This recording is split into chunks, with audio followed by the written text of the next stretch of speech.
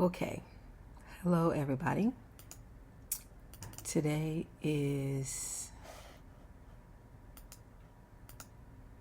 May 19th. Oh, computer's not acting right. Yes, it's May 19th, 2022. And I'm here to make a video. It's been a very long time since I made a video, and that's my fault. June is probably about to be nutty land of communist liberal foolishness, but it is what it is. Anyway, this video is kind of a follow-up to the Gino Jennings dream that I had and the video I made about it.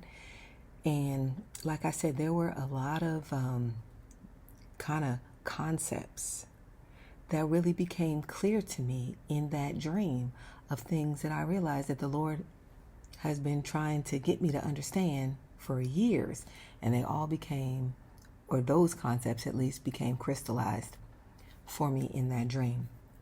The first one, and I already made a video about it, was the relationship of homosexuality to Christianity, and in my opinion, the proper context. And this one is about men, like relationships between men and women, the battle of the sexes, if you will, that is going on. So if you remember, in the Gino Jennings dream, the beginning of the dream was a guy that I knew that I had dated in my past. This was someone that I had a relationship with in the past. And he was angry with me, and we were talking, but I knew that he was angry with me in this dream, or that he had something against me in this dream. And I can't remember exactly how I put it. I guess I should have watched that part of the dream before I made this video, and I can't find that dream. But anyway, in the dream, this guy was upset with me. And I knew that even though he was talking with me, his underlying tone toward me was anger. So, and in the dream, he went in and became part of Gino Jennings' crew. He was like a fan or a supporter of Gino Jennings. All right. So, and there also was a young, I guess she was a lesbian, but she was certainly sexually confused in the dream as well. And Gino Jennings, it was like in the dream, she got a hold of some of Gino Jennings' teachings, and it really messed her up. So I was going to go and talk to her to help pull her out of it. And so anyway, the thing that I wanted to talk about from the dream and with the guy is that although this guy in my dream was not a specific person that I knew, he reminded me of a specific person, to the point where I wrote that name down when I was writing down the dream. So the nature of that relationship was, I remember what it was. I was telling him in the dream that I loved his insides, but not his outside. And so what I saw in the dream was, I wish I had it in front of me. But anyway, what I saw in there was that it was true, that the love for who the person was very genuine. But there was a shallowness going on where what the guy looked like and other perceptions that women have of the type of guy that they want to go for comes in and overshadows the person inside. And that person is probably like perfect for you and would be loyal and good to you and all of that stuff. But women have a tendency to overlook those guys. So you get sayings like nice guys finish last, and women want to be treated badly, they like bad boys, and blah blah blah blah blah. And there is truth to that. There is absolutely truth to that. They'll get bored and say, oh, he's too nice, and I need a challenge, and I don't want somebody who just does everything I ask him. And it's so silly and contrary, because if they could get that guy on the outside who looks the way they want him to look and that they're chasing, all those things that they complain about, the nice guys or the not so exciting guys, or the, if you want to say, average looking guys who are actually interested in these women, interested in settling down with them and being with them and being all the things that they say they're looking for in a man. All these guys are there, ready, willing to be all those things for you for a lifetime. And we're overlooking those guys, and we're looking straight past those guys, and we are looking at the guys who are not making themselves available to be all those things to us. But we try to take those guys and we try to wring it all out of them. We want to wring out what we're looking for, get him and just harass him into being all those things that the average guy who's interested in you is offering you freely. You want to get the person who doesn't want to be those things for you, to you, and you want to try to change him into that other guy. And men do this too. Men are looking for that perfect package outside that, gives them bragging rights with their buddies, and it's everything their eyes could want. But on the inside, she's unsuited for a relationship. She could be, there's a perfect phrase for this. She belongs to the streets. Yet the guy, they latch on to what they see on the outside, and then they try to get this girl to do all the things that a suitable mate would do, ignoring who she really truly is. All they care about is the outside, and not ignoring the fact that her clothes are tight. She has all the signs of just being addicted to attention, and you're just determined to get this blood from this turnip. Men and women both do this exact same thing. You're so focused on getting what you want on the outside and in the image that you don't care what is on the inside of this person. You've never even looked. And you're so young in life that you don't really know what characteristics are valuable in another human being.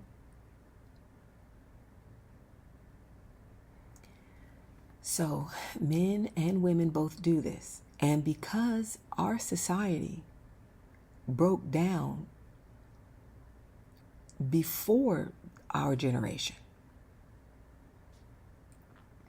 my parents are what were known as baby boomers, and they grew up in a certain cultural context that was made possible by the explosion of mass media, pop culture, and all that stuff to mold these people and give them the same type of ideas.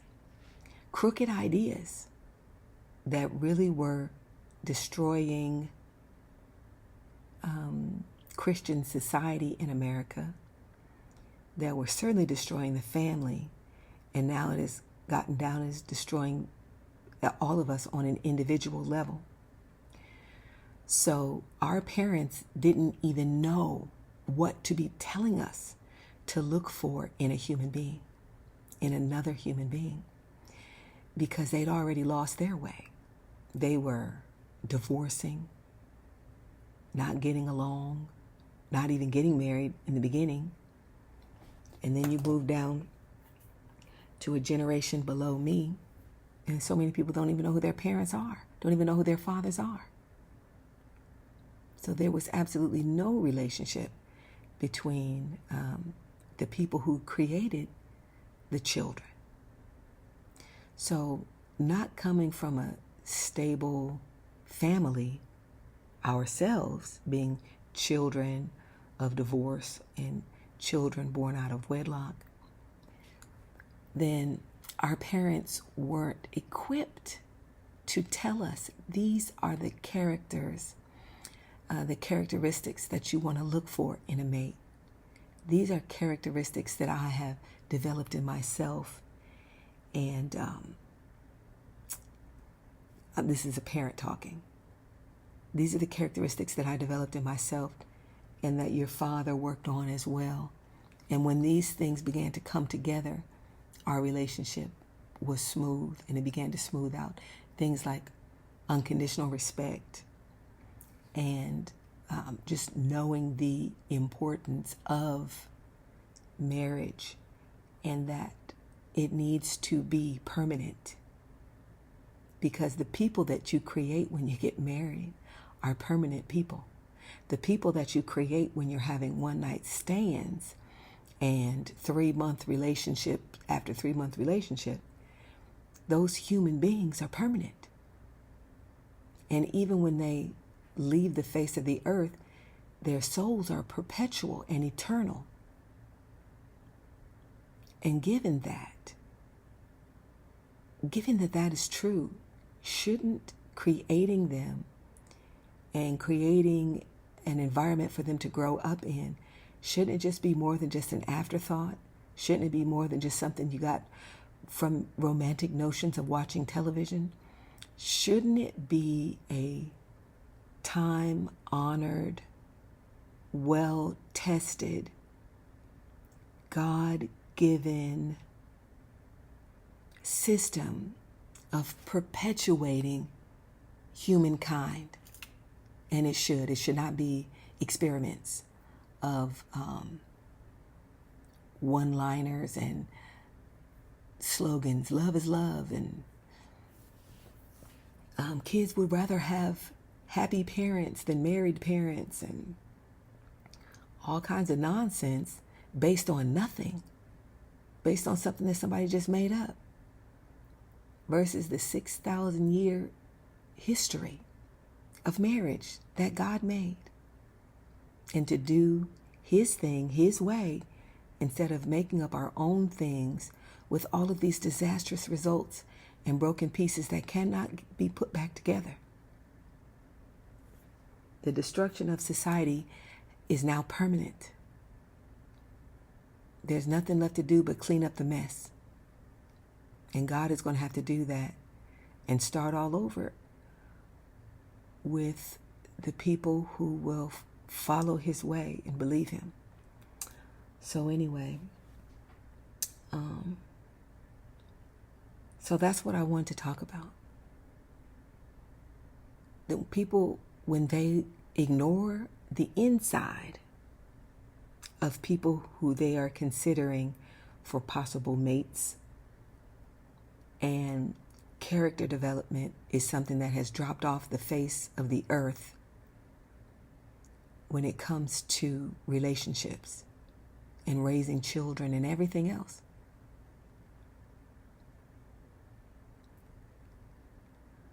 So that people have nothing left to focus on except what they see on the outside. And the other thing that also cannot be ignored is their sexual attraction to one another. So all we're basing these relationships on is how much money people have, what they look like, and jumping in bed with them and sleeping with them.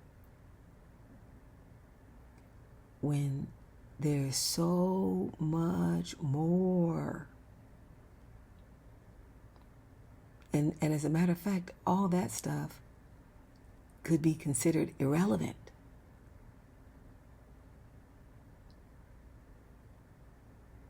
So in the Gino Jennings dream, there was a guy that I had dated, and I was telling him in the dream that I did love you, but I loved, and I was being quite frank, I loved, and I had never thought about that before, but it was true when I think back to this particular guy who this guy reminded me of, that I did have genuine love for him. And had he been in a different package, I probably would have wanted to be with him to this day. But because he was sort of, trying to think of a nice way to put a very shallow thing. He was sort of corny, but he really wasn't. But just the mindset that I had back then. So he was under the surface of it. He was angry in this dream. He really had not forgiven me, even though this had been 30 years since our relationship. So then he got with Gino Jennings. And that's where I want to go from here. Gino Jennings has an appeal to men. And the appeal is based upon a concept of manhood that is earthly and sensual and devilish. Because manhood in God's eyes and in the plan of marriage, the opposite of all of that, like he has this thing he's always doing where he's going hoorah, and all the men hoorah, like they just so, like they're a bunch of Marines or something. And the only people you ever hear from in that church are the men. And the women are sitting over and off to the side, looking very homely and covered up and not saying anything. And the only flavor or character that you get when you watch those services is male. It's male. And so, like I said, it's a very, I don't want to say overly masculine, because I don't think there's really any such thing as overly masculine when you're talking about true masculinity. Because masculinity is from God the same way femininity is from God. True femininity. I'll give you an example. In order for you to understand what I mean by true femininity, I'll give you an example of false femininity. False femininity is BBLs, also known as Brazilian butt lifts, and silicone breast injections, gluing other people's hair to your head, cakes and cakes of makeup. Something that I would think was a joke, which is these false eyelashes that are in fashion right at the moment. Just outrageous. Now you take a woman who's all made up like that and wearing clothes that put sexuality on display. This is false femininity. This is this one-dimensional presentation, and an exaggerated and false one at that, but this one-dimensional presentation of the woman as just a sexual object, where she's going to attract attention just based on this, and thinking that this is adequate to form a relationship and build a relationship on, and then to subsequently bring children into the world based only on this one area of connection. And so in Gino Jennings' church, you see the men with this overly boisterous, I guess, form of masculinity that, in the same way, to a real man and a godly man and a God-fearing man, he's not attracted to half-naked women with someone else's hair, makeup to the point where you don't know what they actually look like, false eyelashes, fake everything, and making the kissy faces and turning around backwards and taking pictures of their butts, and just leading with their sexuality. Just the same way, to a real man, that's not attractive.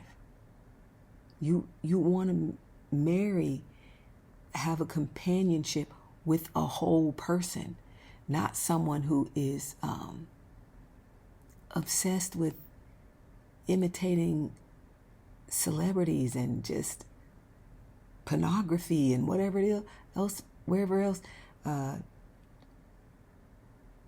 silly rap videos, wherever they got these images from. This stuff is not real. This stuff does not lend itself to healthy relationships, healthy families, survival, spiritual growth. That stuff will take you far away from all of the important things about life. And same thing with that brand of masculinity that you see amongst Gino Jennings and amongst the kind of men that tend to be attracted to what he's doing. So it's a little bit harder for me to come up with an example about the guys, but one thing will be, they're very clear about a woman's place and obedience and submission and all of that stuff. They're very clear about those things, but they're very unclear about husbands, love your wives as Christ loved the church. And they're very unclear about the spirit of gentleness that Abraham and Isaac and Jacob, all of them had toward their wives. And it just becomes about this, I'm in charge, and be quiet, be submissive. And that, just like feminism destroys relationships, so also does this dominating type of attitude and spirit that comes from that type of man. Like, just like a man is not attracted to a fake looking woman with fake boobs and fake everything and just, throwing her sexuality out there. She just looked like a street woman. Women, real women who love and fear God and are content in the Lord. Not that we hate men, but we are content in the Lord to the point where we're content to wait on what the Lord has for us. We are not interested in a aggressive, overly toxic bully of a husband.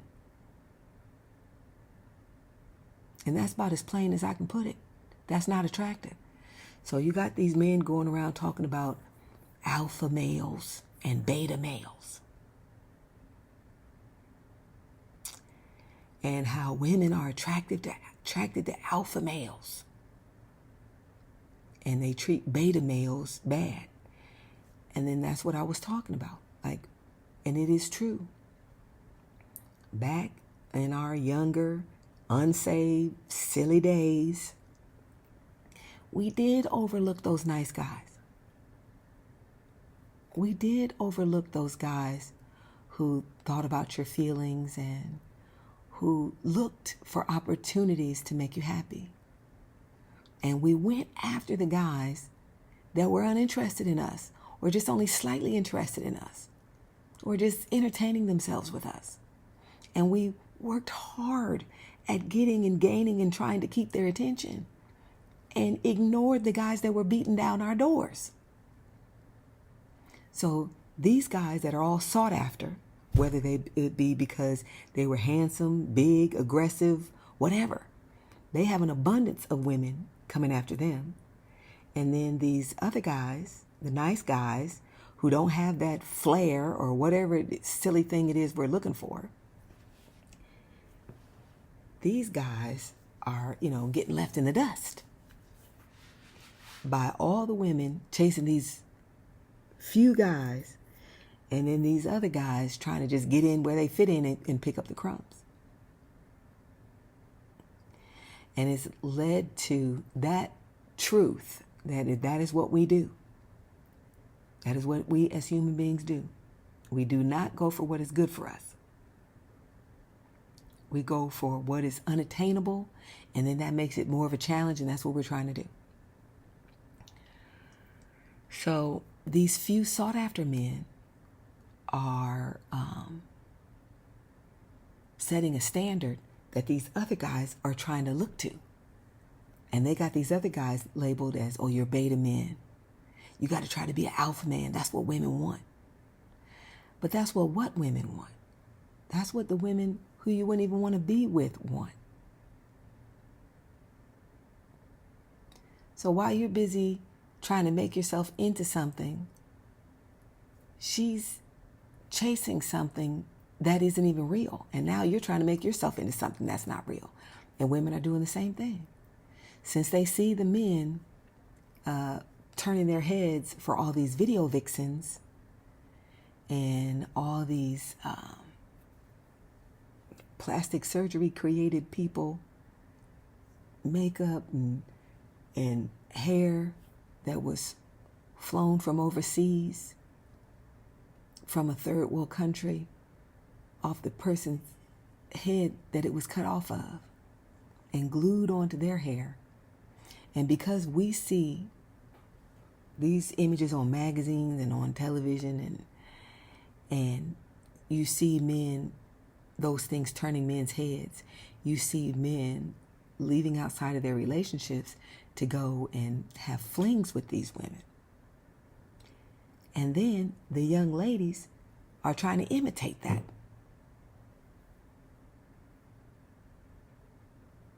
So everybody's getting farther and farther and farther away from what actually works.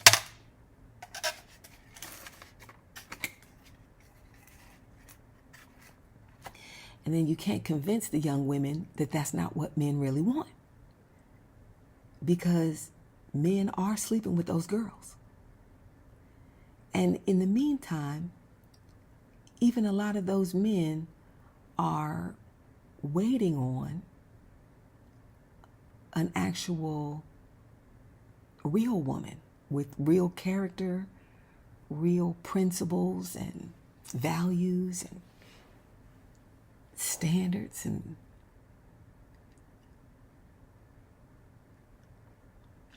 all such things like that. So the girls get impatient and they go try and be all those things that they're seeing the guys go after instead of believing. I remember my mother and probably other women trying to tell us, like, listen, don't call guys. When I was a teenager, don't call men. When you call guys, yeah, they will talk to you. Yes, they will. If you're dressed like a total tramp, yes, they will entertain you. They will hang out with you. They will sleep with you. But you're never going to get a relationship out of them.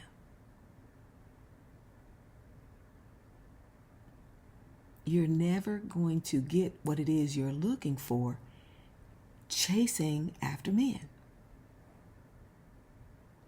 And they would try to tell us, listen, he's going to go for the girl that's not chasing him. He's going to go for the girl that's covered up, that's not available, that's not so out there. And you thinking you're winning by putting yourself out there. And that's because most men are hardly ever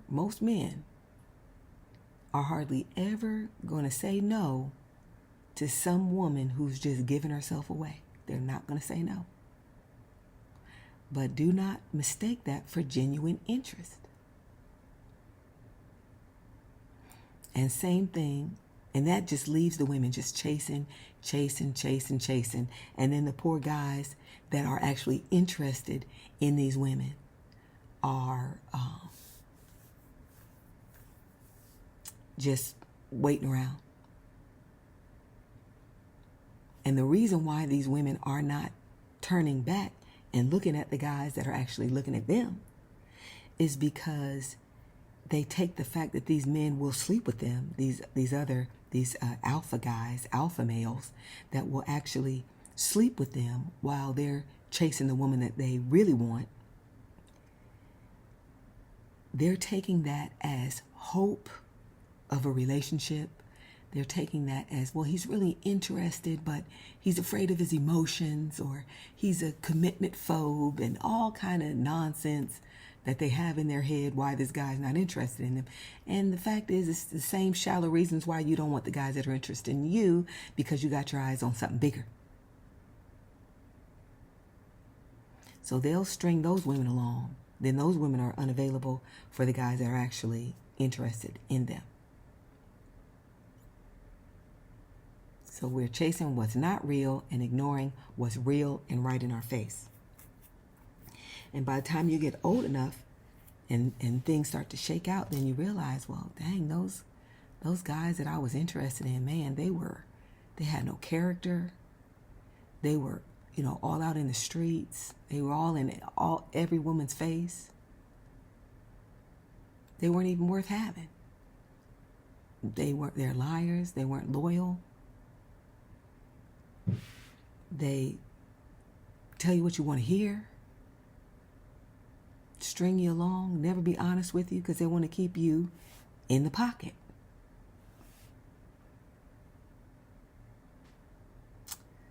So the type of men who are attracted to the message that Gino Jennings has, calling women, that one, he did one so-called sermon where he had these mannequins up in the front and he had them dressed. Let me see if I can find that picture.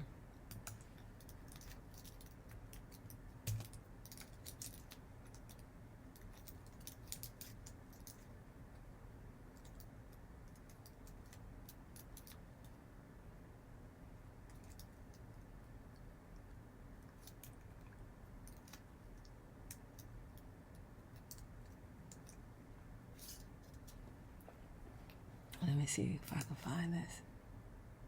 Yeah, here it is. Oh my goodness. Okay. So he had these mannequins up, dressed in these really... He did have some men mannequins too, with their pants down and their underwear sagging. He did. Looking at this picture, that's why I wanted to see. I didn't want to...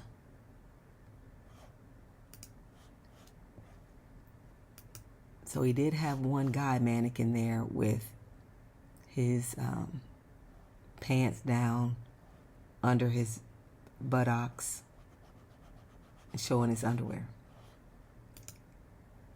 And then he had these naked mannequins. Not naked, but just dressed really loose and provocative. All right, let me see something here.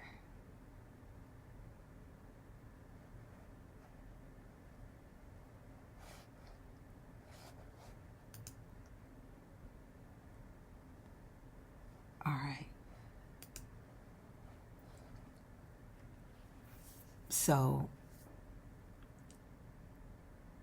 they, he had these scantily dressed mannequins up on the stage. And he was saying that, you know, the women dress like whores. American women dress like whores and blah, blah, blah, blah, blah. And I'm going to be completely honest. Yes, it is true. It's absolutely true.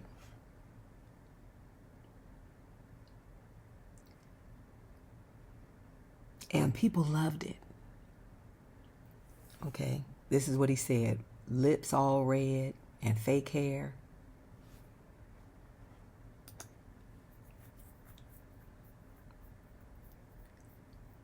Oh, my goodness. Lord have mercy. So this is a quote out of it.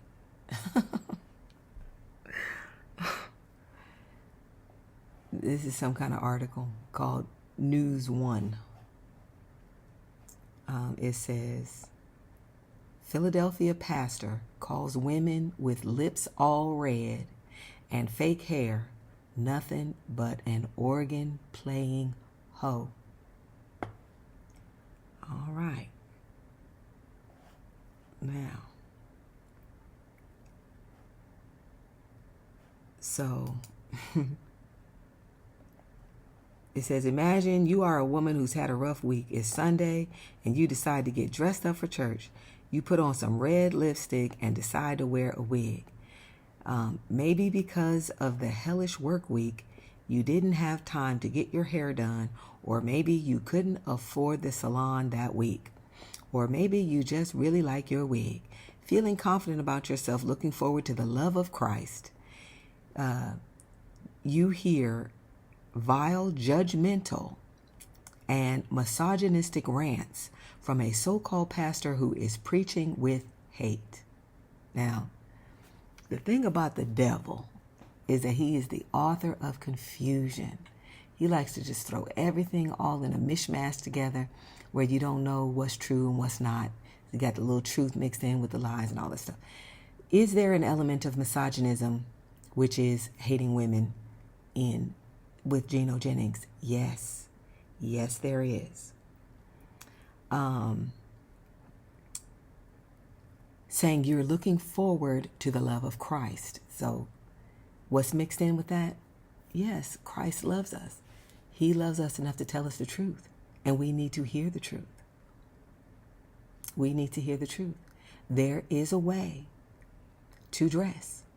And then he's saying, this article sets this skewed picture that paints him as this horrible, that paints Gino Jennings as this horrible bad guy. But all of it is just to make Christ look bad. All of what they're saying is just to make Christ look bad. And to make sin look good. And to justify people who don't want to hear anything bad about their lifestyle.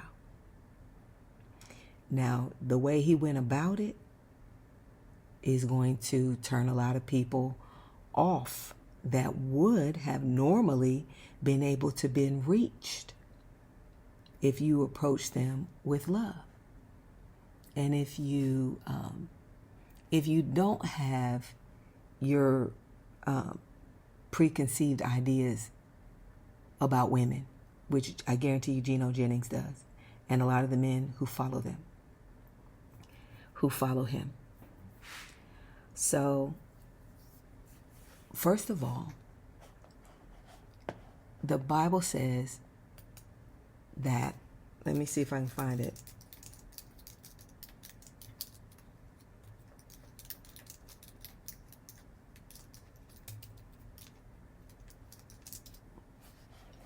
Okay, so this is Titus chapter 2.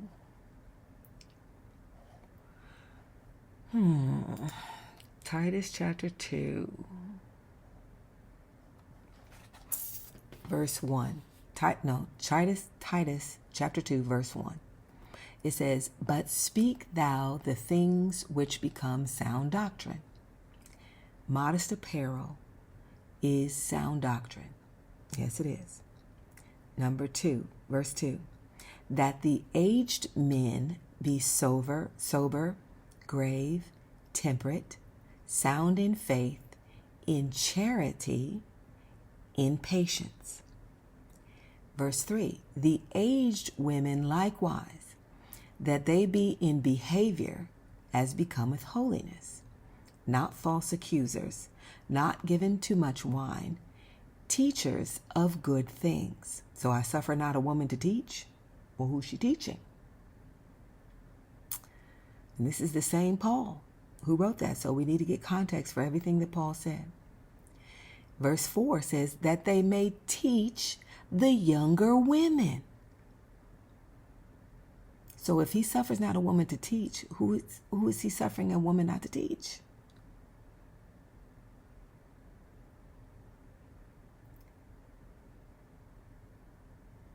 That they may teach the younger women to be sober, to love their husbands, to love their children, to be discreet, chaste, keepers at home. Keepers at home.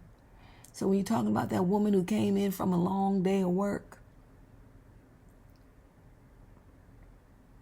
keepers at home.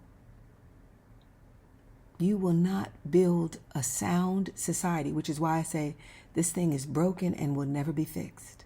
It will never be fixed. You cannot build a sound society off of working women, especially working mothers.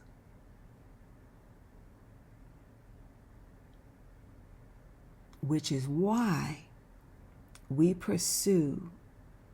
ought to have, and people did in the past, pursue marriage before they pursued sexual expression. And another reason why wearing all these crazy clothes and putting your sexuality on display is going to lead to things being done outside of marriage.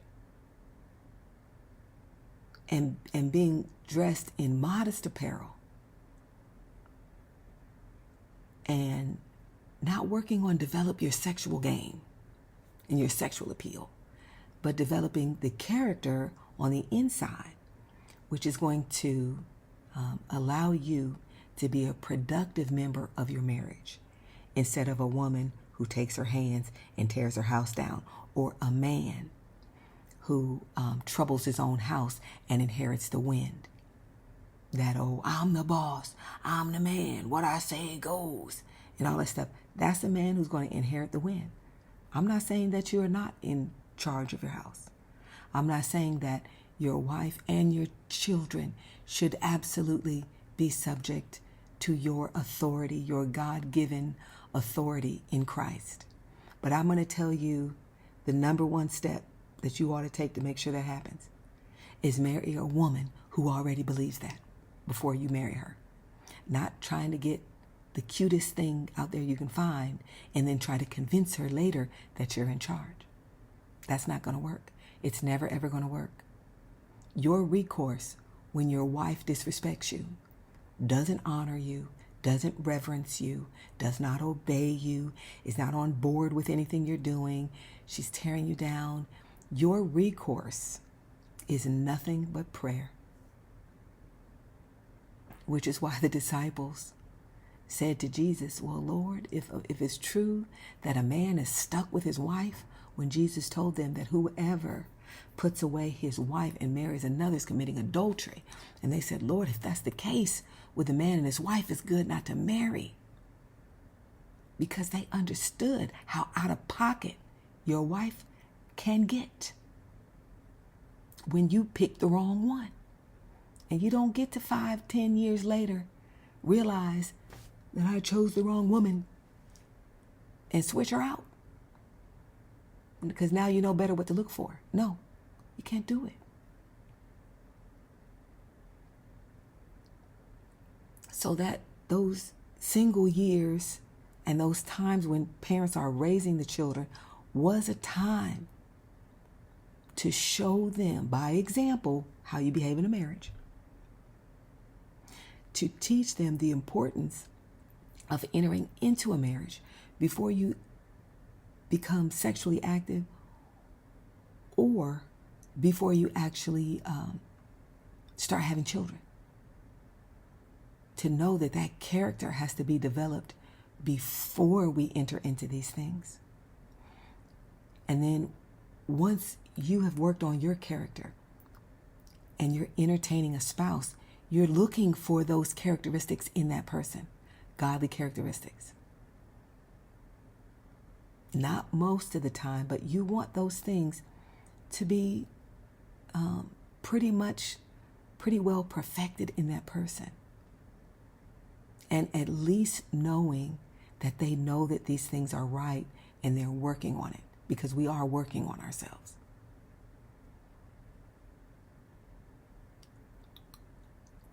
So that's what the family is for. That's not happening at school. You think that's happening in colleges? College is like Sodom and Gomorrah these days. Drunkenness, whoredom. It's a fact. So these things are not happening in homes. And how could they be happening? Mom's at work. Kids might not even know their dad. Who's spending time painting that picture of who we ought to be and what sustains a good marriage? Nobody. It isn't happening. Which is why people can't get along, can't stay together.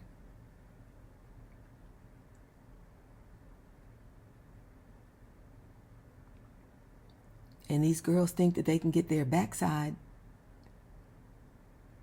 shapely enough or big enough to hold on to men, and that's not the way it works. And not realizing that these guys, they'll chase you to the end of the earth. And you mean nothing to them.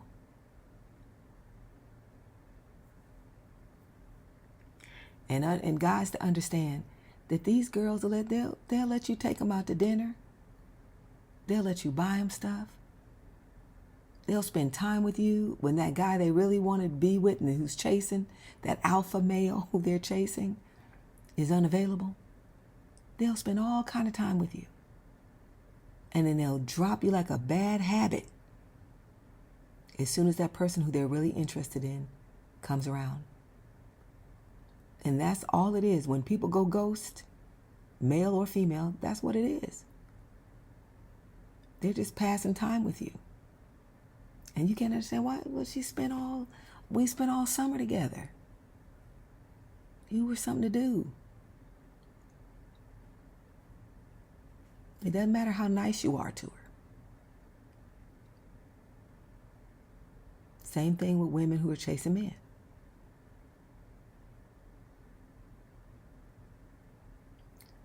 So you take those type of men, and they've been run through the ringer by a woman. Now, women, there's another side of the coin, but right now I'm talking about men. So you take that type of woman who is halfway attractive. She's nice looking. And there's a guy who's very interested in her, would marry her and take care of her the rest of his life, take her proudly home to his mother, all that stuff. But this girl is silly, hasn't developed her character, does not fear the Lord, and is just having a good time or passing her time, not serious about this guy. And here he is pouring his heart out to her, giving her everything he has and promising her everything he doesn't have. And so then breaks his heart. And then guys like that who've gone after these girls, and the girls just like treat them like dirt, took everything that they were giving and didn't have any intentions toward being with them. He was just a space filler. Women do this to men, and men do this to women. And it seems like the women that do this to men and the men that do this to women, the majority are chasing them. And they're all big-headed and self-centered, and they just run around breaking hearts. And then all these broken hearts end up coming across Gino Jennings' channel. Now, that's where it ends with Gino Jennings. So when saved men, when they get saved, they will have some of these ideas in their mind. This is what I've seen. They have some of these ideas in their mind where they have a little something against women. They no longer see them as this, tender flower, the weaker vessel, because they have in their mind some bad experiences that they've had with other women that, get mad, attack all aspects of your manhood in an argument. They haven't been loyal, all kinds of stuff. So then this baggage will come into our marriages. We as men and women, we bring all those illicit relationships that we should never have been in. The baggage of them comes with us. And now they're part of who we are now, having not been purged from all of those things, not even realizing how much they had affected us. So you enter your marriage, your trust is broken, you've been betrayed, and you're not the same person that you were with that very first crush that you had. If a first crush and a first crush get together and they've been educated in a household where they know from the beginning that marriage is permanent, and they've seen their parents work through things, they've seen their parents working together, and they're not in a toxic culture that is telling women that it's weakness to obey your husband, and telling men that when you get older, you trade your wife in for a younger model, different things like that. Or, there's no harm. You can look as long as you don't touch. Or what your wife doesn't know won't hurt her. And all those kind of things that are swirling around in the toxicity of our culture.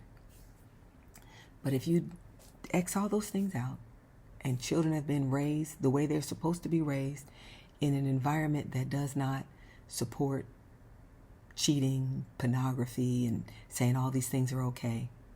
Divorce, you can get married again, things just didn't work out, or you got the 7-year itch or whatever. But you take this first crush and this first crush, and they've been taught the right way. And they've been taught that this is it. And what you're doing with that person, when you marry that person, it's important. Your kids depend on it. Society depends on it. Your eternity depends on it. On you keeping that covenant. So, but instead, we're not entering like that. You got a crush, and they got a crush, and your parents guide you through a proper courtship, and you guys get to know each other. Your parents have input in on it, and their parents, knowing the way that each of them raised their child, that these two people would be compatible, and then supporting that marriage from the outside as well by backing off when we need to back off and coming in and supporting when we need to support, all those things. Now, instead of everything working against marriage, everything working for marriages. You don't have, your friend that you used to run with when you were single in your ear. Oh, you don't have to put up with that. You don't have any of those things. You have a strong biblical foundation and a strong conscience and fear of the Lord working to have everybody work on their marriage. But when we enter it with all these past relationships and all this baggage and stuff, you're thinking, oh, I can't trust her. But really, you're just reacting to what the last girl did. And the fact is, she may actually be just like the last girl. Very corrupt people. And instead of getting godly advice about how to handle the situation, you run into somebody like Gino, Jennings that makes you, oh, you the boss, you the man, and you think you can just go in there and tell your wife, oh, I'm the boss, you need to submit to me. What's to make her do it? Absolutely nothing. All the men who try to approach their wife and their family that way, they end up in very, very unhappy marriages and end up getting divorced in some cases, running their wives away. The proper way to handle that is first, choose wisely in the beginning. And second, if it was a woman that was able to hide that part of herself, or you just didn't know to look for that, then you have to pray and you have to ride it out. Or you have to do what the disciples said. Listen, it's better for a man not to get married if that's the case. I'm going to have to put up with this woman throwing temper tantrums and running back to her mother talking about me like a dog. And every time we go over her house, I got her family looking at me funny because she hasn't separated from her family properly. And she's telling them every little thing that goes on in your marriage, and it's become a big problem.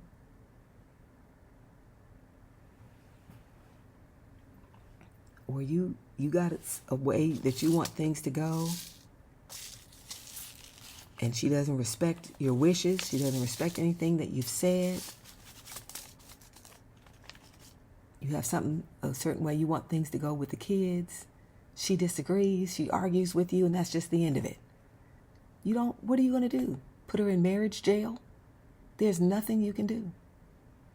It's just like our walk with Christ. It's a free will, sacrificial walk that we make to be his followers under the authority of God. And that's the same way a man's authority works in the home. A man's to love his wife as Christ loved the church and gave himself for it. And Christ, I told a young man this a couple of weeks ago, that Jesus Christ was born to be a king, not just the king of the Jews, but had he not been murdered, which was according to the foreknowledge of God. Yes, he knew he came into the world to die because this world would not suffer such a man to live. But had the world received him, had his own received him, and the world received him, then he would have been the king. He was the king.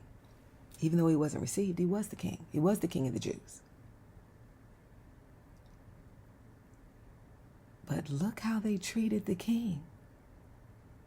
And yes, man, you the king of your castle. Yes, you are. If you marry that woman, yes, you are. If you have children with her, yes, you are the authority in that home. You are the king of the castle. But your authority is based on the same thing that Christ's authority was based on.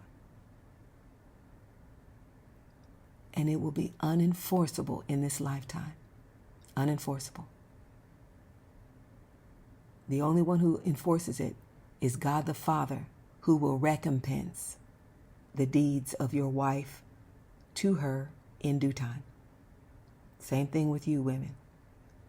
If your husband's not doing things, not treating you, he's not dwelling with you according to knowledge,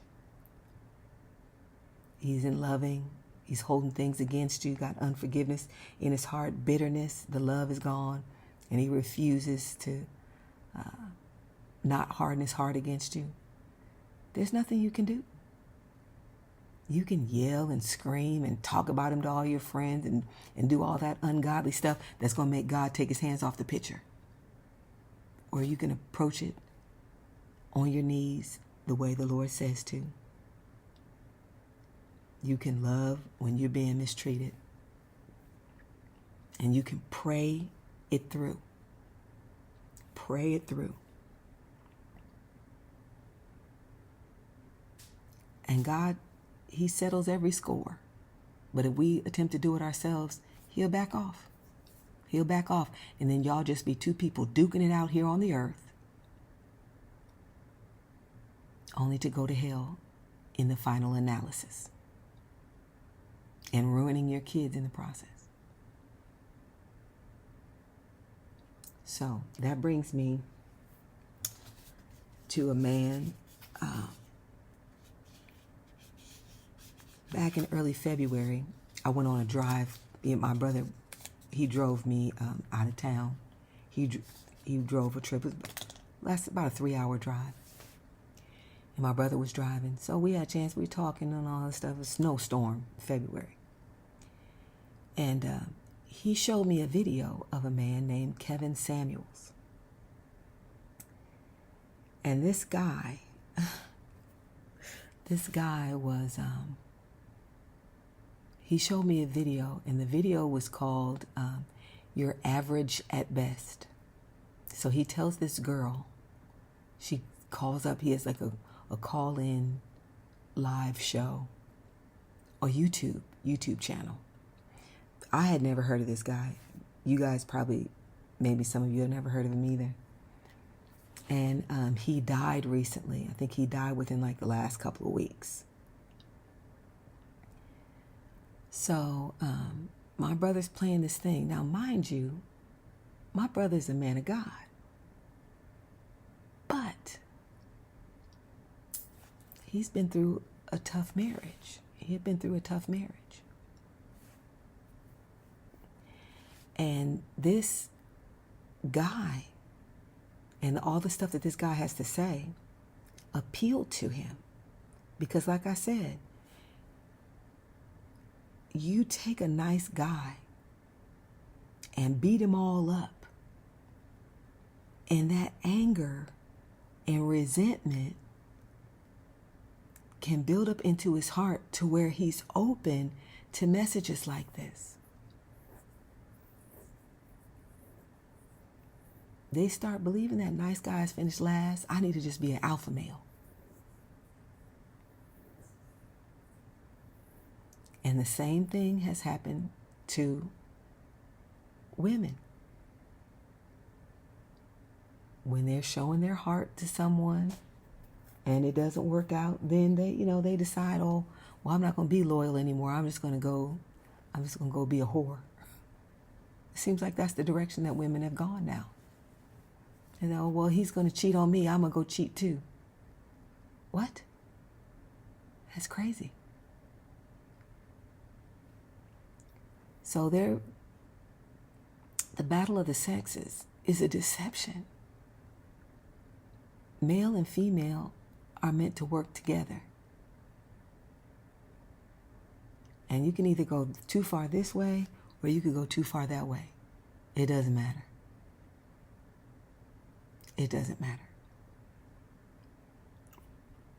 We have to do it God's way. The devil doesn't care if he destroys relationships, marriage, with toxic femininity or with toxic masculinity. It doesn't matter. Unless, and there's no way for people to escape this, unless you do things God's way, both in your marriages and prior to marriage. When you're single, that's the time to work on it. That's the time to work on it. For men to decide, oh, do I want to be stuck with some mouthy, disrespectful, feminist-minded woman who's not going to accept the fact that God has put me in charge? And she's going to spit out all these feminine talking points at you, feministic talking points at you. Well, I'm not your slave. This isn't the 50s. We're equals and partners and all these things that are beside the point.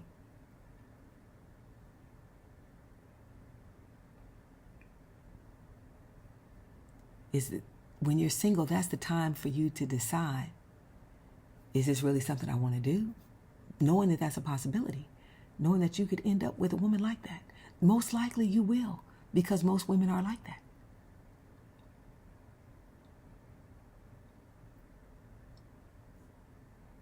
Remember, who can find a virtuous woman? Her price is far above rubies. It's rare.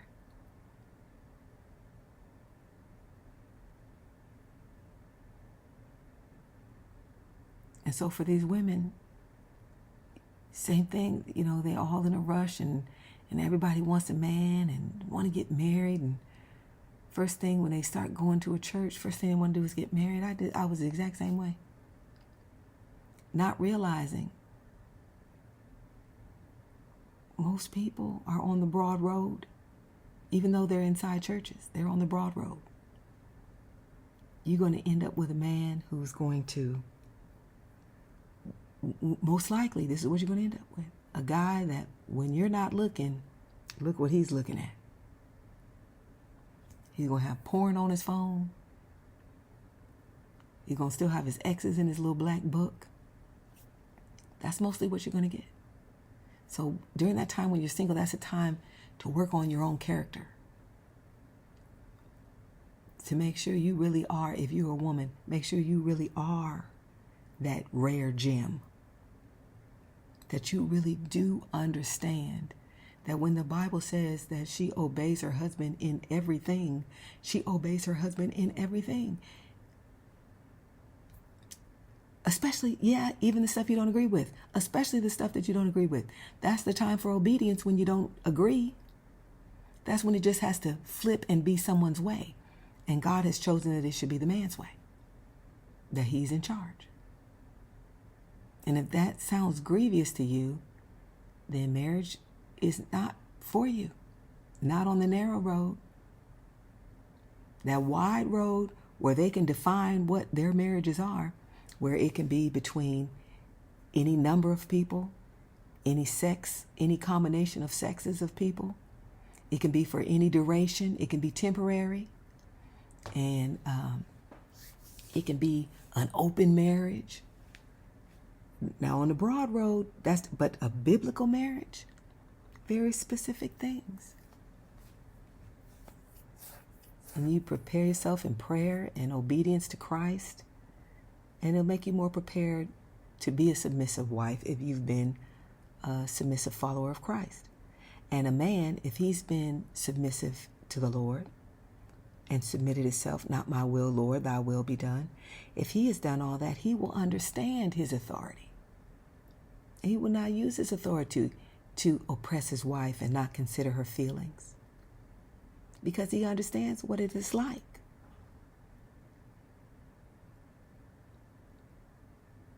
To have to do what is asked of you. And remember, the commandments of the Lord are not grievous. So why are your commandments to your wife grievous? Because you haven't considered her? Being a little self-centered? It can happen. And if you have a husband that is struggling to learn what biblical leadership looks like, be patient with him. He has to learn. That's one trap that a lot of young Christian men get caught up in. And that's throwing their weight around with their authority. And all those guys, those older men that they're listening to, telling them how to be the head of their house and all that stuff, a lot of those guys that they're listening to have very unhappy wives, very unhappy marriages. So if you're going to listen to a man about how to handle your wife and your authority and all that, find one who truly has a happy marriage. Not somebody who's proud and just trying to save face with you. So this Kevin Samuels guy, my brother shows me this video. My brother is very, very thrilled. He's like a fan of this guy. And he was like, okay, this is what he told me before he pressed play on the video. This guy's a little rough around the edges, and he might say a couple of little cuss words, but you just pay attention to the content of his message. And I listened to it, and he really let this girl have it, man. Told her, asked her, like, what did she give herself on a scale of 1 to 10? And then he told her, he was like, look, you're average at best, average looking. Okay. He asked her what size she wore and all kind of stuff. Just really degraded the young lady. But there's another side to that. So my brother, having had a very hard way to go in his marriage with his wife that was not submitted at all.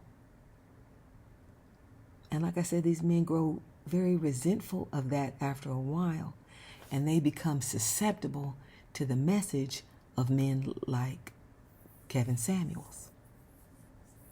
All that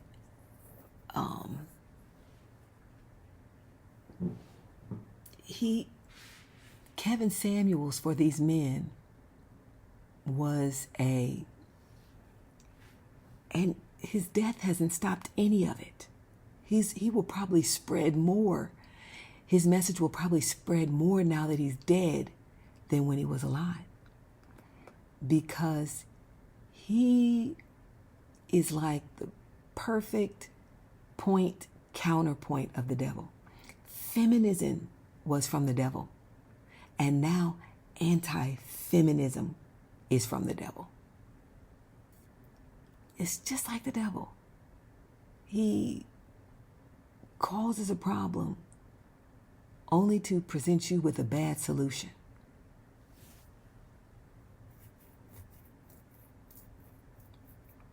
So the way women were acting. So back to this young lady. She's on there. I think, I could be getting this mixed up, but I think she was saying, when do I tell men that I have a business? When should I tell men that I have a business when I'm dating? Because, I don't know. Oh yeah, she said they want to join my business or something like that. Or they're, after her for her money or something like that was what she was getting at. And to tell you the truth, she was bragging. She called in to brag about that. And this guy, Kevin Samuels, he was just brutal with her. It was brutal. He said, brutally honest, but brutal nonetheless. He first berated her for calling in because he opened up the line to callers who disagreed with them because he wanted to argue with them. Because he's average. He's average looking at best. At best. And so I know that at some point in this man's life, he was like the guy that I had in my Gino Jennings dream, where in, my youth and foolishness, and like I said, all you got to do is just be kind of cute. And then you get like a certain type of guy that really likes you. You have a lot of guys that like you, but you're not interested in those guys. You want the guys that don't like you. I mean, you want the challenge or whatever. Or you want your dream guy. You don't want these nice looking guys, but they're just kind of average and not the high value man. This is funny. Oh, 'cause that's one of Kevin Samuels' catchphrases, a high value man. So this man is making, he's making 6 figures. And he's highly respected among other men. He's basically an alpha male, basically what he's saying. Tough guy, don't take no stuff. Got a lot of options when it comes to women. Therefore, he's kind of picky and hard to get. This is the guy that's going to afford you the luxury of not working if you don't want to. So these are high value men. I don't understand it fully, but so the Kevin Samuels, like I said, average, calling him average looking is being generous. But I would say that, average at best. Nothing wrong with that. Nothing at all wrong with that, unless you're trying to berate another person for being average looking. We'll say the Bible calls Leah in the Bible, basically calls her average looking. And then her sister, Rachel, calls her beautiful. So it's not an insult in and of itself. It's just the way it was. And so when you take these people that the world would consider beautiful, most people come off as beautiful, then they got a lot of choices, they got a lot of people chasing them, and then you're more likely to get kind of dumped on. And because everybody's looking at these cute people. And then the average people are just kind of, like I said, just kind of getting in where they can fit in, and they're getting their heart broken. And the people that really probably are average looking with them and probably should be looking at them, we're all over here looking at all these good looking people who are just messing over everybody because, reality hasn't really hit them. They just have all these choices. It's not even really their fault. They just have all these choices. It's even harder for them to develop their character, being very attractive, being, having the things that are sought after in this world can lead you toward being abominable in front of God. If you don't think about yourself, you can let your beauty get you in trouble. You can let your talents get you in trouble. See how they got the devil in trouble. He had all this stuff going for him until pride was found in him. So Kevin Samuels is angry. It was clear that the man did not like women. It was clear that he did not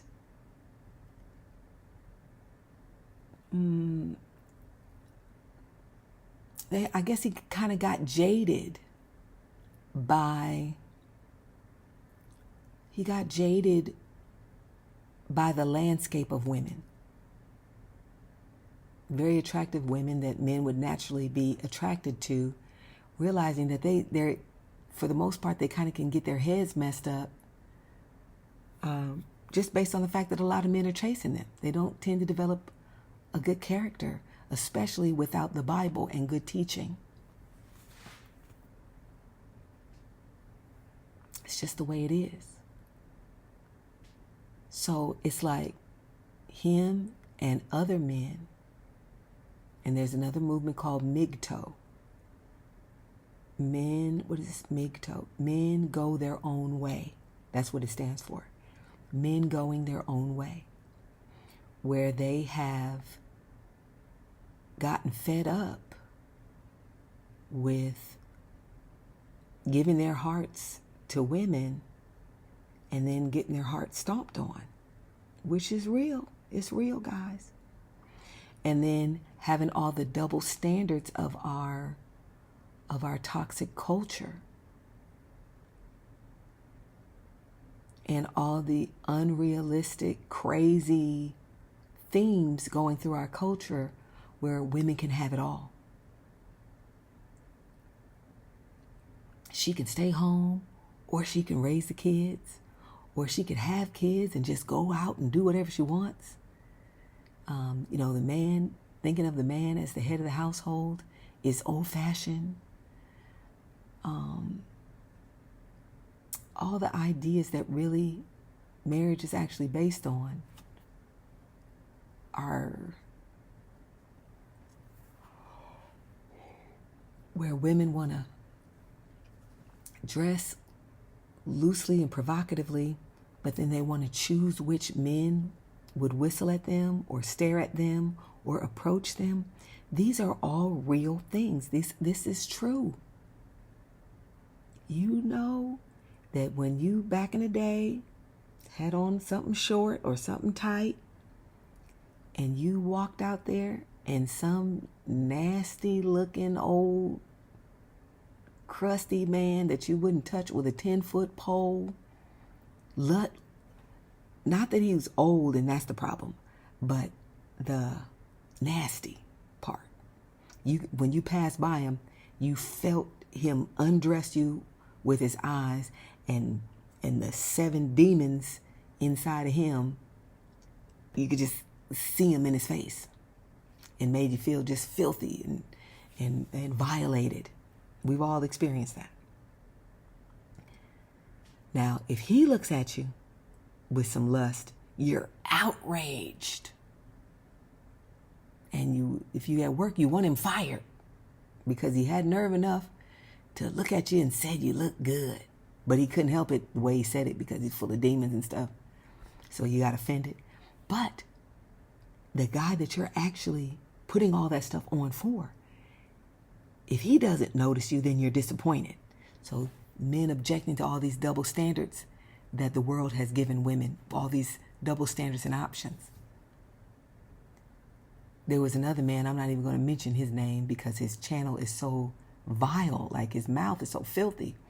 But he had a good point. He said that women and men engage in the same irresponsible behavior, and that is creating a child out of wedlock through irresponsible sexual activity.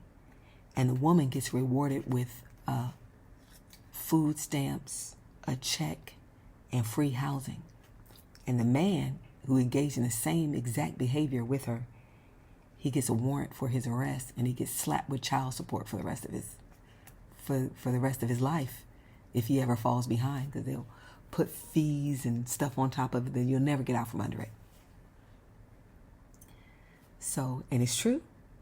They talk about how men would marry a woman, women want all these equal rights, they want everything equal, but they still want to be able to take advantage of the court system to make men pay. They want to be able to divorce their husbands, get the kids, get alimony, get child support. And if the man is not behaving toward them the way they want him to behave toward them, then they punish him by turning the kids against him, keeping the kids away from. These things are real, and they absolutely happen. And not to mention this one despicable thing. To me, this is almost as despicable as denying children and not being a part of their lives and raising them and stuff like that. And that is trying to saddle a man with child support for a child that's not his. Just deliberately lying about it. Now, if a man gets declared to be the father of a child for not showing up to a paternity test, and he can forever be held liable, and I know men who this happened to, did not show up to a paternity test. And this guy, he claims that this was not his child, but I don't know. But he did not go to the paternity test, and he was declared to be the father. Never even, far as I know, he had not even seen the child. And the child was of some age.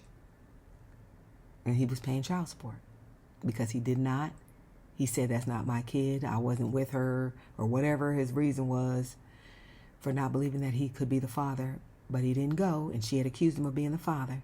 And he got declared to be the father for ignoring the court order to take a paternity test, to show up and take a paternity test.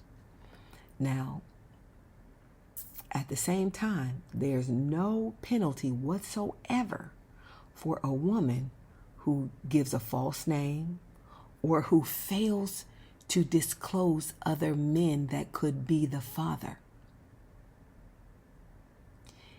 If someone is going to be declared to be the father, and the court is going to make that decision based upon the fact that he didn't show up, then that woman should be obligated and required to give every name of any man that could be the father of those children or that child. And if she doesn't do that, and this man is found, like say, if she says, this guy is 100% the father of my child, and the court says, okay, well, he didn't show up, so I'm going to side with you. I'm going to declare him to be the father of the child. Now, say later on, he comes and gets a DNA test with the child and proves that that's not his child. The court can keep him as the father, but I don't believe they should be able to if this woman did not disclose that he's not the only one. So how can you say that he's the father because he didn't show up if there's 3 or 4 other ones to pick from? You can't declare all 4 of them the father. So there's got to be something wrong there. So we got to understand the devil is the god of this world, and that he has set up certain systems in it to mess us up. And one of them was the welfare system and the court system, the divorce system, the child support system, and all those things to further destroy the family.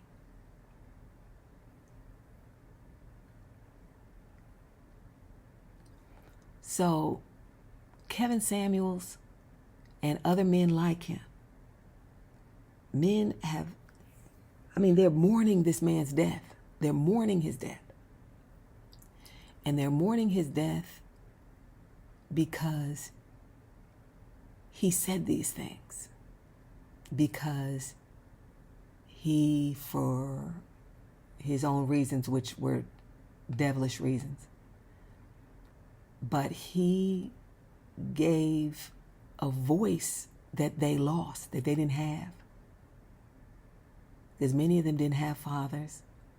And those that did have fathers, many of them had fathers that had already caved into this type of thinking, to this type of toxic female domination of society and the loss of the man as a leader in Christ. And that's the only way a man can be a good leader, is in Christ. Because otherwise you just be dominating your wife and she'll be miserable. You just be a tyrant. Human beings, we should not trust ourselves. we should turn ourselves over to the Lord so that we can be something beautiful. You need tweaking. I need tweaking. I need constant examination. It's like if you're making a bowl of soup, you're making a pot of stew or something, you need to taste it. Each new ingredient that you add is going to change the flavor and change the mix and the profile. So you need that thing tasted to keep it, something that's edible and something that is edifying to the people that you're around.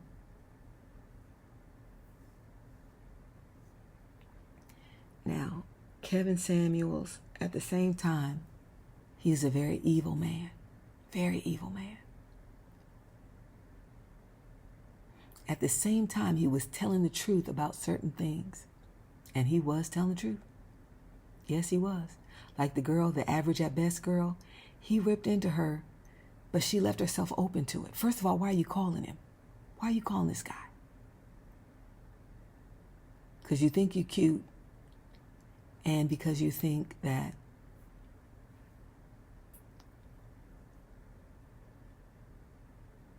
because you might have a couple of little coins to rub together. That's something to, get on Kevin Samuels' show and brag about, I guess. But the fact is, this is some truth. This is where he beat women up, beat them over the head. He made them look bad every time, no matter who tried to call into his show. He got them because he was right. Women are very unrealistic when it comes to men. When women are out getting dressed, when they're getting dressed to go out and they're putting on all those fake eyelashes and all these slutty clothes and all this stuff, this is not something that is going to get you a good man. You making a lot of money doesn't mean anything to a good man. It doesn't. It means something to a bum who wants to live off of you, and you be the second version of his mother taking care of him because he didn't have a father.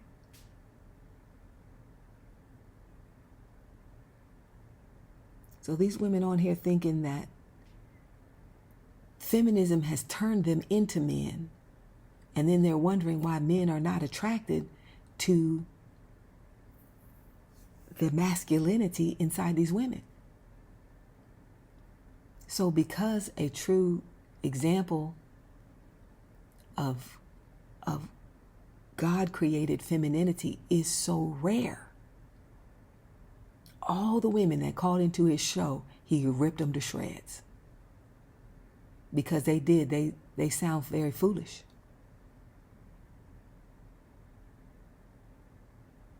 They out here sleeping with men that don't really want a relationship with them. And he made videos talking about like why you're single. One of his famous lines is, that's why you're going to die alone. Because they did not get the mind of a man. That a man is not interested in your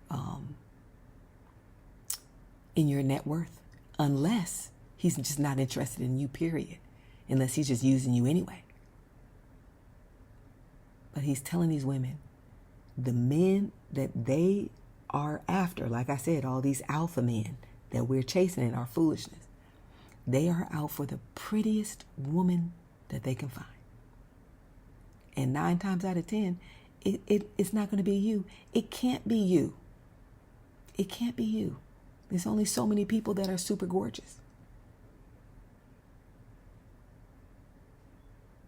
So you're trying to chase those men with things that you value, like making a lot of money, being a boss chick, other really ugly things.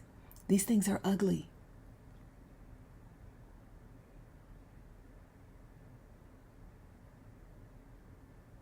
Being like carrying a lot of authority in your voice.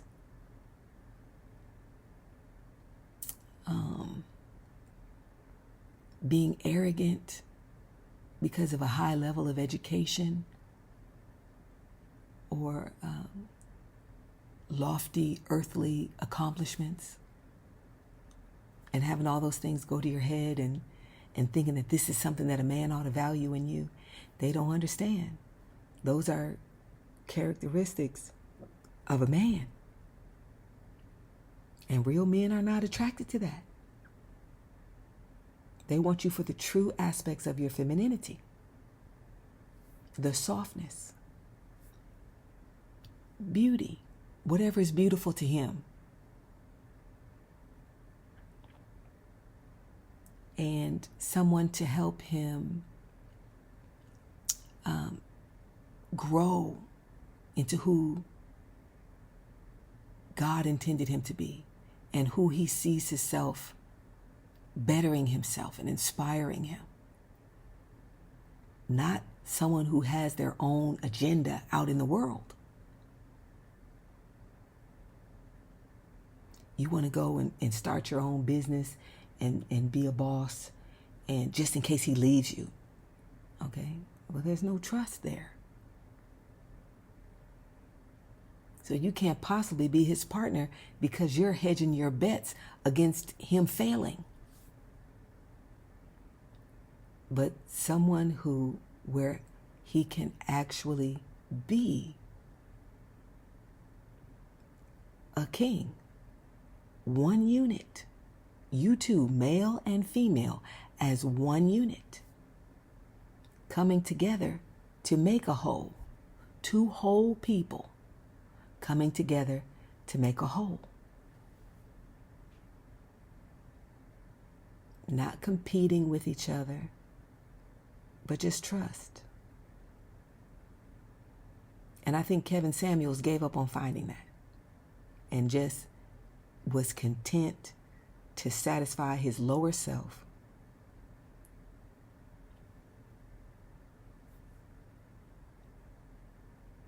To feed his ego with expensive clothes and women half his age, and not to build the love that he claimed he was out helping women find. Not men. He was more, I don't know what he was teaching men. I don't know. I think they really just enjoyed hearing someone bring the modern woman back down to earth with all the nutty notions that women have. That because you're crying, you're right.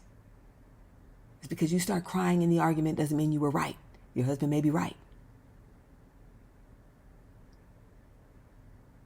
And all kinds of other things he said. So the things he said, yeah, they were true. A lot of things that he was saying was true. But overall, he was a force for evil. He was widening the divide between men and women and setting young men up to not believe in what God created and that it works. He said in one video, as much as I'm for the nuclear family, and then he goes on to be against the nuclear family. I can understand why men who have money are just having babies out of wedlock. So those are the kinds of things he was promoting. And on top of all of it, if I thought he honestly felt that way, they would be different. But on top of all that, he was constantly throwing up Masonic hand signs.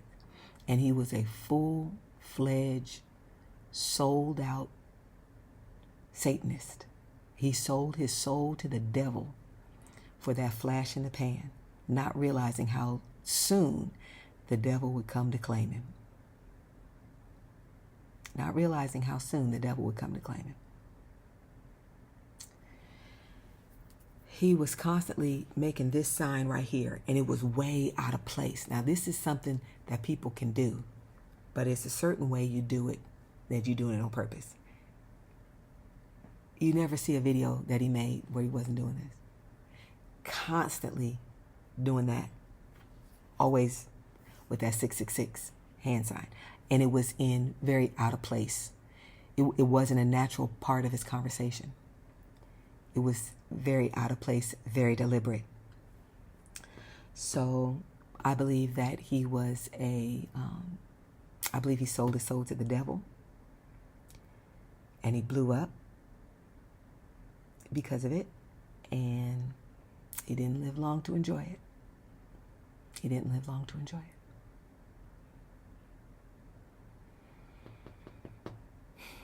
So what we have to do is, before you even think about dating, which Christians don't date, they have courtships. They enter into associations and relationships with the opposite sex because they're looking for a spouse, because they're looking to get married. We're not just passing our time with someone of the opposite sex. But they realize that God's plan is marriage for companionship. And we're working on ourselves, forming ourselves in Christ, into the image and the stature of Christ. That is what we're doing. And then when we get in marriage, we're forming ourselves to the biblical structure of marriage, conforming ourselves to it, working on it. And especially if you don't build that foundation up the right way, it's going to be very, very, very, very, very, very difficult. Some people just seems like they were made for each other. And other people, it's very difficult. And I would say, ladies, do not, I had a video about this on my old channel, do not chase men. Do not chase men. That thing that I talked about in the beginning where, you got the alpha men over here, and then you got I'm just using these words, I don't believe in this stuff, but you got the alpha men that they're attractive, they're tall, they're muscular, they're aggressive, and all the things that our flesh will be attracted to. And then you got the rock solid guys over here that are willing to give you the world, to literally live for you and adore you. The guy that I believe that this person that I dreamed about represented, who went and joined Gino Jennings and was angry at me because of the way that I treated him in the past, this guy literally told me, now mind you, this is well over 30 years ago. Well over 30 years ago. He literally said, I adore you. I adore you. And he meant it, every minute of it. He meant it, every bit of it. And he said, I love you. And I said, well, you don't really love me, because it's not possible for you to love me unless I love you. Now, that was stupid. That was just stupid. And it was true. And Kevin Samuels had a quote that he said. He said, you're not going to find, basically I'm paraphrasing, but you're not going to find Mr. Right because you already passed him by when you were younger. I don't want to take away all hope, but for the most part, we did pass by many Mr. Rights and many Miss Rights as well. Men did the same thing because we're chasing fake people who were just out feeding their egos because they noticed that people found them attractive and they had options. So form yourself in Christ. Learn to fear the Lord. Do not, like Paul said, fornication, let it not be once named among you. Never. You're going to mess everything up sleeping around. You won't be able to say no to Mr. Wrong after you sleep with him because your emotions will be involved. And you've proven that you don't fear the Lord, and you're definitely not ready for marriage if you're fornicating. all of the sacrifice that it takes, and you haven't even learned to present your body as a living sacrifice. And all the sacrifice it takes to be married. Even for a bumpy road. So all these relationship problems, don't let those things make you bitter. There's nobody's being victimized.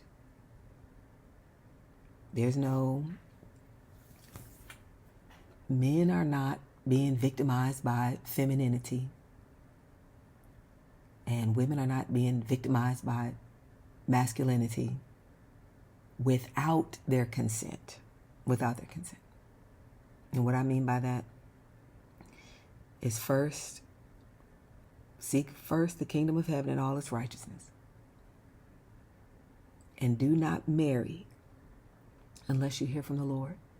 And if you don't do it that way, even though you may find yourself in some tough situations, you don't have the Lord to blame. You don't have your spouse to blame. You don't have the opposite sex to blame. You don't have culture to blame. We just simply didn't do things God's way. And he doesn't guarantee the outcome if we don't do it his way. So that's another lesson from the Gino Jennings dream. The men who Gino Jennings appealed to, the Kevin Samuels of the world and all the men who adore him, all those men are coming out of very broken places. And they're not seeking their answers in the Lord. And that's going to create some very toxic men out there. And if you run into one of them, he's not going to be able to give you his heart because it's going to have been corrupted. This is why I think that man was so very dangerous. And I believe the Lord took him out just as sure as the Lord took out Herod.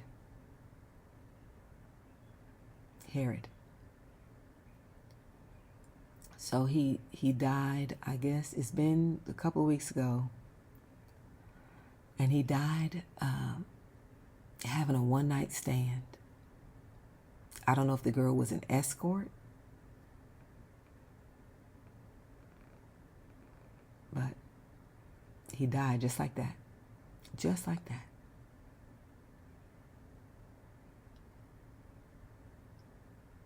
So that's my story, and I'm sticking to it.